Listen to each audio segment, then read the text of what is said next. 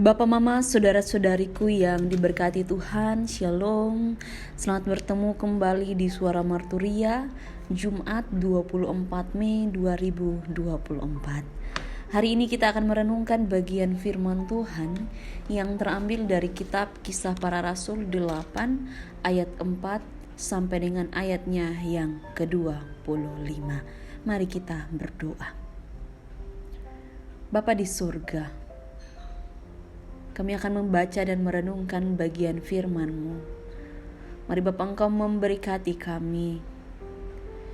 Biarlah firman-Mu menjadi kekuatan dalam hidup kami, dalam kami melakukan setiap tugas dan tanggung jawab kami. Karena kami tahu firman-Mu yang akan menuntun setiap langkah kami. Berfirmanlah kepada kami karena kami sudah siap untuk mendengarkannya. Amin. Kisah Para Rasul 8 ayat 4 sampai dengan ayatnya yang ke-25. Di bawah perikop Filipus di Samaria. Mereka yang tersebar itu menjelajah seluruh negeri itu sambil memberitakan Injil. Dan Filipus pergi ke suatu kota di Samaria dan memberitakan Mesias kepada orang-orang di situ. Ketika orang banyak itu mendengar pemberitaan Filipus dan melihat tanda-tanda yang diadakannya, mereka semua dengan bulat hati menerima apa yang diberitakannya itu. Sebab dari banyak orang yang kerasukan roh jahat, keluarlah roh-roh itu sambil berseru dengan suara keras. Dan banyak juga orang lumpuh dan orang timpang yang disembuhkan. Maka sangatlah besar sukacita dalam kota itu. Seorang yang bernama Simon telah sejak dahulu melakukan sihir di kota itu dan mentakjubkan rakyat Samaria, serta berlagak seolah-olah ia seorang yang sangat penting. Semua orang besar kecil mengikuti dia dan berkata, "Orang ini adalah kuasa Allah yang terkenal sebagai kuasa besar." Dan mereka mengikutinya karena sudah lama ia mentakjubkan mereka oleh perbuatan sihirnya. Tetapi sekarang mereka percaya kepada Filipus yang memberitakan Injil tentang kerajaan Allah dan tentang nama Yesus Kristus, dan mereka memberi diri mereka dibaptis, baik laki-laki maupun perempuan. Simon sendiri juga menjadi percaya, dan sesudah dibaptis ia senantiasa bersama-sama dengan Filipus dan takjub ketika ia melihat tanda-tanda dan mujizat-mujizat besar yang terjadi. Ketika rasul-rasul di Yerusalem mendengar bahwa tanah Samaria telah menerima firman Allah, mereka mengutus Petrus dan Yohanes ke situ. Setibanya di situ, kedua rasul itu berdoa supaya orang-orang Samaria itu beroleh Roh Kudus. Sebab Roh Kudus belum turun di atas seorang pun di antara mereka, karena mereka hanya dibaptis dalam nama Tuhan Yesus. Kemudian keduanya menumpangkan tangan di atas mereka, lalu mereka menerima Roh Kudus.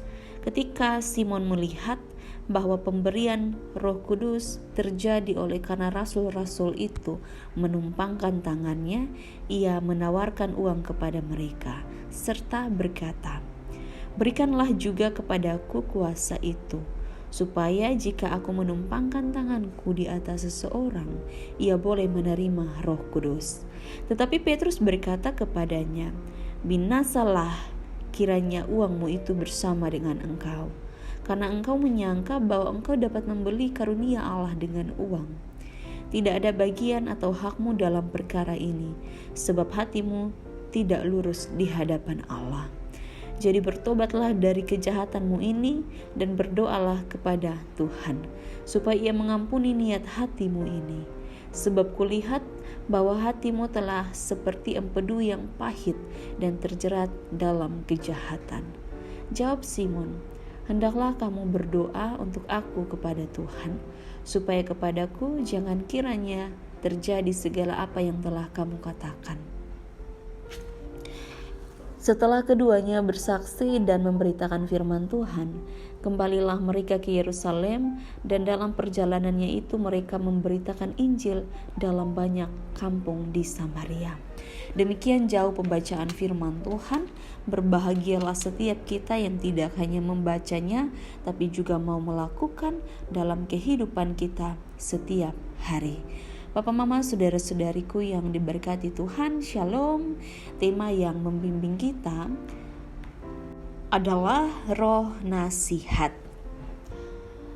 Kita kembali merenungkan bagian firman Tuhan tentang bagaimana Roh Kudus itu bekerja dalam kehidupan kita.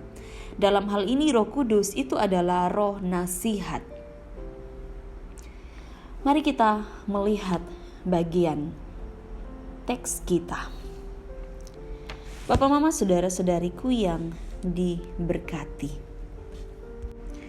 Filipus ini adalah seorang diaken.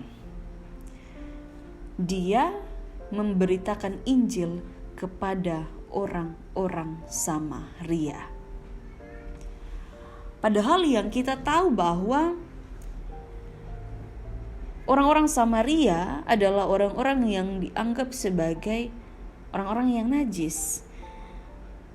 Mereka bukan orang Yahudi. Maka ketika dalam kehidupan bersama, mereka tidak dianggap. Tapi dalam hal ini, Yesus Kristus dalam tuntunan Roh Kudus di dalam diri Filipus, ia menjadi saksi di Samaria. Dia bersaksi tentang Yesus. Dia memberitakan Injil dalam perjalanan pelayanannya. Dan dalam hal ini, kita bisa bayangkan ketika kita pergi ke suatu tempat di mana tempat itu adalah tempat yang dianggap oleh orang-orang tempat orang tidak mengenal Allah. Tapi kita harus pergi dan kita harus memberitakan Injil di sana. Apakah kita kuat? Apakah kita bisa? Apakah kita mampu? Sehingga orang-orang itu hatinya bisa terbalik. Dari kehidupan yang lama kepada kehidupan yang baru. Ini sangat penting Bapak, Mama, saudara-saudariku. Firman Tuhan ini menjadi bagian penting dalam hidup kita. Kita belajar dari Filipus melalui roh yang adalah roh nasihat dalam dirinya. Ia boleh melakukan segala sesuatu.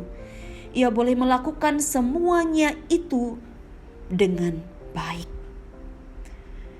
Hasilnya, orang-orang di Samaria, mereka percaya.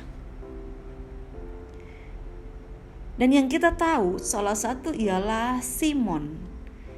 Dia ini adalah seorang penyihir. Dia hidup dalam dosa.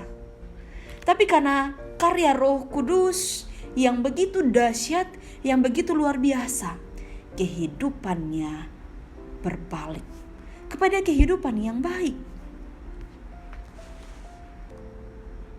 Ketika berkata-kata tentang kebenaran, orang lain jadi tahu, oh ternyata ini yang baik. Oh ternyata ini yang benar. Oh ternyata ini yang harus saya lakukan dalam kehidupan saya. Begitu juga yang dialami oleh Filipus. Karena tuntunan roh, ia boleh melakukan semuanya dengan baik. Dan pekerjaan roh sebagai roh penasihat ini dikerjakan dengan serius. Dan menampakkan apa yang baik. Kalau dalam kehidupan kita, ketika roh bekerja, kita bisa melihat apa yang baik. Dan orang lain bisa mendengar dengan baik, kemudian melakukan dengan baik. Roh Kudus bekerja dalam hati kita dan juga bekerja dalam hati orang itu. Mari kita merenungkan bagian firman ini dengan baik, supaya firman ini menjadi kekuatan dalam hidup kita, supaya Roh Kudus itu terus ada dalam hati kita, membuat hidup kita berubah. Maka dari itu, Bapak, Mama, saudara-saudariku yang diberkati, mari terus hidup di dalam Tuhan. Mari terus hidup dalam tuntunan Roh Kudus. Biarlah kehidupan kita menjadi kehidupan yang menjadi berkat. Amin. Mari kita berdoa. Kami telah mendengarkan firman-Mu. Biarlah firman-Mu ini jadi kekuatan baru bagi kami, untuk kami melakukan yang benar dalam hidup ini, untuk kami melakukan apa yang Tuhan mau. Dan kami tahu bahwa Roh Kudus-Mu tidak pernah meninggalkan kami. Kami tahu bahwa Roh Kudus akan menuntun dan menolong kami, memampukan kami. Ini doa dan harapan kami.